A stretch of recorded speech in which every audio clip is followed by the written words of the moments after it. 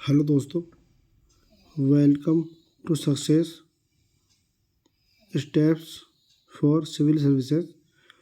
हाँ, हमने last 5 lecture एरोटेरिया करंट अफेयर के पढ़ चुके हैं। हमारा जो कल का लास्ट लेक्चर था वो 33वें ग्रीष्मकालीन ओलंपिक 2024 को लेकर था, जो कि फ्रांस में हुआ था। अब हम बाकी का जो हमारा रह गया था उससे हम आज स्टडी करते हैं, अध्ययन करते हैं। भारत की ओर से रिलायंस फाउंडेशन के संस्थापक नीता अंबानी को आईओसी का सदस्य चुना गया। साथ ही पेरिस में इंडिया हाउस का उद्घाटन भी किया गया है। अगर पूछ ले रिलायंस फाउंडेशन की तरफ से कि संस्थापक कौन है, नीता अंबानी है, और पेरिस में इंडिया हाउस का भी उद्घाटन किया। स्पोर्ट्स ब्रांड प्यूमा इंडिया ने पेरिस ओलंपिक 2024 में भारतीय दल के आधिकारिक फुटवियर के लिए भारतीय ओलंपिक संघ के साथ साझेदारी की। यानी जो फुटवियर होता है वो प्यूमा का पहनाया गया है भारतीय जो दल गया था खिलाड़ियों का। अदानी ग्रुप को पेरिस ओलंपिक 2024 में भारतीय टीम के लिए मुख्य प्रायोजक घोषित किया गया। यानी स्पॉन्सर जो मेन स्पॉन्सर क्या है वो अदानी ग्रुप ने किया है। भारत टेनिस खिलाड़ी रोहन बोपन्ना और हॉकी गोलकीपर PR श्रीजेश ने पेरिस ओलंपिक 2024 के बाद संन्यास लेने की घोषणा की। किसने? रोहन बोपन्ना ने, जो टेनिस खिलाड़ी हैं, और हॉकी गोलकीपर जो PR श्रीजेश ने पेरिस ओलंपिक 2024 के बाद संन्यास लेने की घोषणा की। भारतीय सेना के सेवारत अधिकारी lieutenant colonel Kabilan Sai Ashok Paris Olympic 2024 में भारत की ओर से मुक्केबाजी में सबसे युवा ओलंपिक रेफरी बन गए हैं। यानी इन्होंने ओलंपिक में रेफरी की है और सबसे यंग ये रेफरी बने हैं। क्या नाम है इनका? Lieutenant colonel Kabilan Sai Ashok. ये भारतीय सेना के अधिकारी थे, पूर्व सेवारत बोलते हैं, जो रिटायर्ड हो चुके हों। ज्योति याराजी ओलंपिक में 100 मीटर बाधा दौड़ में हिस्सा लेने वाली प्रथम भारतीय महिला एथलीट होंगी। ज्योति याराजी ओलंपिक में 100 मीटर बाधा दौड़ में हिस्सा लेने वाली प्रथम भारतीय महिला एथलीट होंगी। भारतीय धावक Avinash Sable 3000 metre steeplechase के फाइनल में 11वें स्थान पर रहे। अविनाश साबले ये धावक हैं, यानी दौड़ते हैं, रनिंग करते हैं। Avinash Sable 3000 metre steeplechase के फाइनल में 11वें स्थान पर रहे। भारत ने ओलंपिक इतिहास में अब तक कुल 41 मेडल जीते हैं, जिसमें 10 गोल्ड, 10 सिल्वर, 21 कांसे। यानी याद कर लो कि जितने भी ओलंपिक हुए हैं अभी तक, तो भारत ने उसमें सिर्फ 41 मेडल जीते हैं, जिसमें 10 गोल्ड है, 10 सिल्वर है, 21 कांसे यानी ब्रॉन्ज। ये मान लो ये ब्रॉन्ज है, याद रखो, ये ब्रॉन्ज है और ये तुम्हारे सिल्वर हो गए ये वाले, और ये तो गोल्ड होगी ये वाली, तो गोल्ड, सिल्वर, ब्रॉन्ज। अब आइए पदक तालिका पे नज़र मारते हैं। अमेरिका ने 40 स्वर्ण, 44 रजत, 42 कांसे, यानी टोटल मिला के 126 जीते हैं। सेकंड पोजीशन पर रहा चीन, 40, 27, 24, 91 चीन ने जीते। थर्ड पर रहा जापान, 20, 12, 13, जापान 20, 12, 13 कर लो, 45 टोटल हो गए। और हमारा इंडिया रहा 71 पोजीशन पे। इन्होंने गोल्ड एक भी नहीं जीता, इंडिया ने गोल्ड एक भी नहीं जीता, सिल्वर 1 और 5 ब्रॉन्ज यानी कांसे जीते हैं।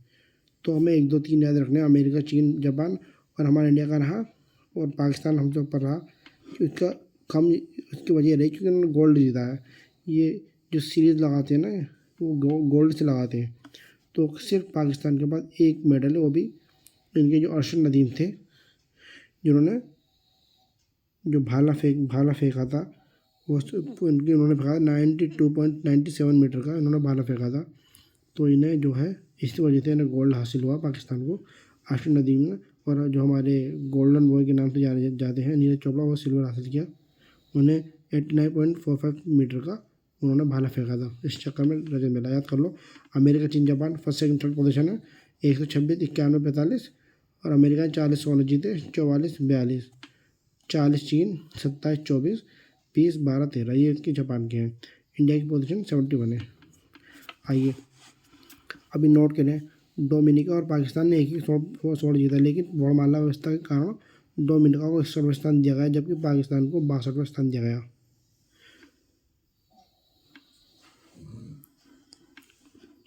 डोमिनिका और पाकिस्तान ने एक ही सिर्फ स्वर्ण पदक जीता है। चौथे स्थान पर आने वाले एथलीट देखिए। चौथे स्थान पर अर्जुन बबूता 10 मीटर पुरुष एयर राइफल फाइनल में, जो चौथे स्थान पर अर्जुन बबूता। मनु भाकर महिलाओं की 25 मीटर पिस्टल स्पर्धा में मनु भाकर ने वो जीता था, क्या जीता था, दोनों ने कांस्य पदक जीते थे। मनु भाकर ने, याद रखो, ये तीरंदाज महिला है, तीरंदाज करती है मनु भाकर। ये निशानेबाजी यानी सॉरी ये निशानेबाजी करती हैं। मनु भाकर जो है निशानेबाज खिलाड़ी हैं। ये कहा कि ये हरियाणा की रहने वाली हैं। इन्होंने एक तो जीता था महिलाओं की 10 मीटर एयर पिस्टल कांस्य पदक, और एक मनु भाकर ने सरबजोत सिंह के साथ मिश्रित टीम में 10 मीटर एयर पिस्टल भी कांस्य पदक जीता। और ये चौथे स्थान पर रही, 25 मीटर पर चौथे स्थान पर रही। मीराबाई चानू 199 किलोग्राम वजन उठाकर चौथे पोजीशन पर रही। इन्होंने तकरीबन 200 किलोग्राम वजन हुआ। मिश्रित तीरंदाजी में अंकिता भगत और धीरज बोम्मादेवरा को अमेरिका टीम ने हराया। मिश्रित तीरंदाजी में अमेरिका टीम ने हराया। लक्ष्य सेन कांस्य पदक मैच में मलेशिया के लीजी जिया से हार गए। लक्ष्य सेन के सहारे ये भी था, लक्ष्य सेन के सहारे मलेशिया से हार गए कांस्य पदक। इसमें लक्ष्य सेन पुरुष एकल सेमीफाइनल में डेनमार्क के गत ओलंपिक चैंपियन विक्टर एक्सेलेंस से हार गए और वे पुरुष वर्ग में सेमीफाइनल पहुंचने वाले पहले भारतीय थे। पुरुष के फाइनल में जो सेमीफाइनल में डेनमार्क के जो गत ओलंपिक हुआ था पिछला, तो उसमें ये जर्मन के थे, वो डेनमार्क के थे। क्या नाम था, चैंपियन विक्टर एक्सेल्सन से हार गए। शूटिंग मिश्रित इसकी टीम माहेश्वरी चौहान और अनंतजीत सिंह नरूका चीन से हार गए। जो सभी हारे तो फिर जीता कौन भाई। ये दोस्तों हमारा जो है ये 33वें ग्रीष्मकालीन ओलंपिक खेल का हमारा पूरा हो चुका है। या हम ये एवटरी करंट अफेयर पढ़ रहे हैं जो सितंबर 2023 से लेके अगस्त 2024 तक का करंट अफेयर है इसके अंदर। और याद रखना जो डेट है, जो खिलाड़ियों के नाम है, कौन सा खिलाड़ी किस खेल से संबंधित है और कौन से शहर से है, वो सब याद रखना। ये हमारा 33 ग्रीष्मकालीन ओलंपिक खेल है। ये 26 जुलाई से 11 अगस्त 2024 तक हुए, पेरिस में हुए। इनका थीम थी लेट्स मूव एंड सेलिब्रेट, आदर्श वाक्य गेम्स वाइड ओपन और शुभंकर द फिरेज है। तो याद कर लें। अब 18वीं लोकसभा देखते हैं क्या हुआ इन्होंने। 18वीं लोकसभा चुनाव की घोषणा 16 मार्च को हुई। ठीक है, जो डिक्लेरेशन आया, नोटिफिकेशन आया 16 मार्च 2024 को की गई और इसके साथ आदर्श आचार संहिता जिसे कोड ऑफ कंडक्ट कहते हैं लागू हो गई।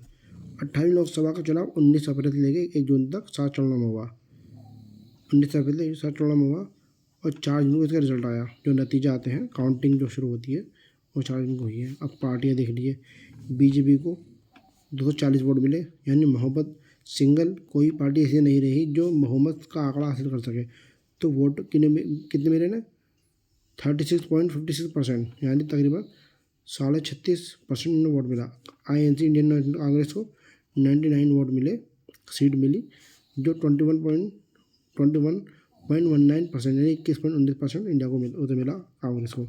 समाजवादी पार्टी को 37 यूपी के अंदर सिर्फ जीती उन्होंने, 4.58 यानी 4.5% उसे मिला। ऑल इंडिया तृणमूल कांग्रेस को 29 सीटें मिली, 4.37% मिला। DMK को 22 सीट मिली, 1.28% मिला। TDP को, जो ये किंग मेकर रही इस बार, किंग मेकर, जैसे कभी आपने सुना होगा मुगलों के ज़माने में किंग मेकर थे, सैयद बंधु के नाम से जाने जाता था जिन्हें।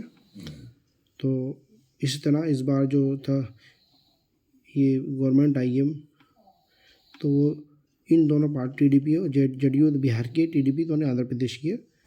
तो इन्होंने किंग मेकर का काम किया है। TDP 16 सीट और JDU 12 सीट जीत हासिल करके इन्होंने BJP को सत्ता बनवाने में कामयाबी दी।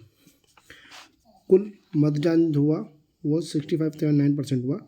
टोटल मतदान जो हुआ और इसमें जो डाक द्वारा जो बेचारे जो जो एल्डर लोग होते हैं जो नहीं जा पाते, तो उनका डाक पत्र से जो जो जो सेवा में होते हैं सर्विस में दूर दूर, तो वो डाक पत्र से अपना पत्र भेजते हैं। 65.79%। लक्षद्वीप में सबसे अधिक मतदान हुआ 84%, और इसके बाद असम में 81%। सबसे कम मतदान बिहार में हुआ 56.9%, यानी 56-19% होगा, और जम्मू कश्मीर में 56-58।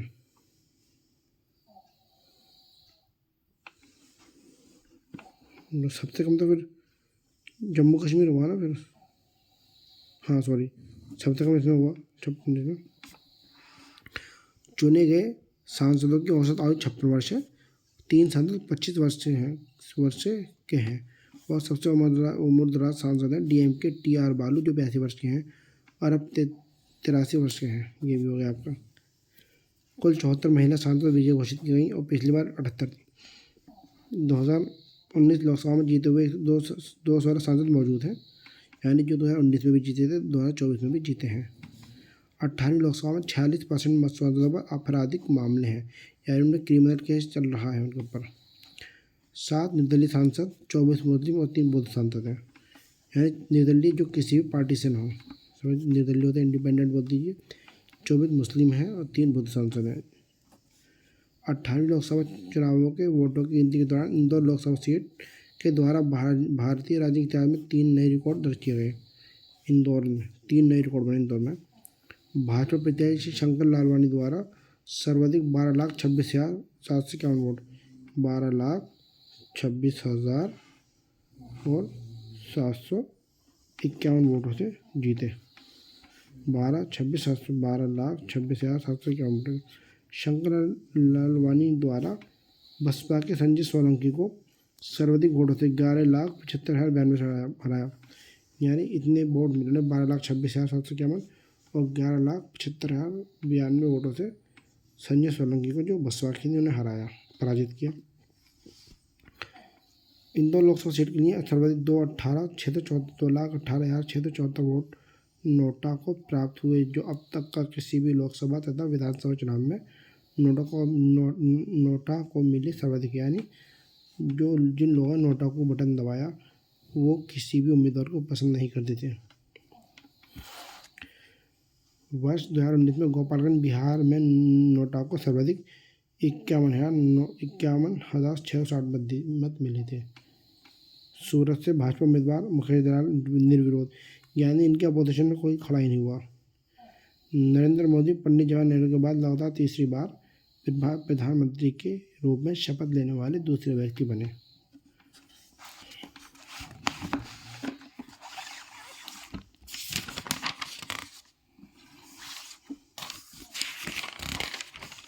तो दोस्तों आज का हमारा इतना है, टॉपिक रहेगा हमारा जो है ग्रीष्मकालीन ख़त्म हो गया है, और 18वीं लोकसभा के कुछ पॉइंट थे हम वो कर चुके हैं। आपको वीडियो सही समझ आ रही होंगी। अगर कोई भी गलती लगे या कोई परेशानी है या कुछ करेक्शन चाहते हैं तो आप हमें कमेंट करके बता सकते हैं, तो हम उसमें अपनी क्वालिटी और इम्प्रूव करेंगे। आप एक सरसरी नज़र मार सकते हैं और पॉज करके भी देख सकते हैं चीज़ों को, जहाँ भी समझ में आए वो आप देख सकते हैं सब। इंदौर में 3 नए वो बने हैं रिकॉर्ड।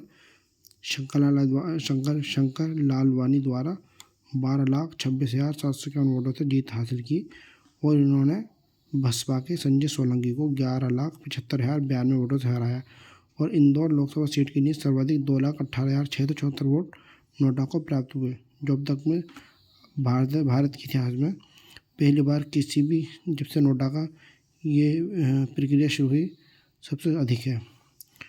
इससे पहले गोपालगंज था, और मुकेश दलाल भाजपा से सूरत से निर्विरोध चुनाव जीते।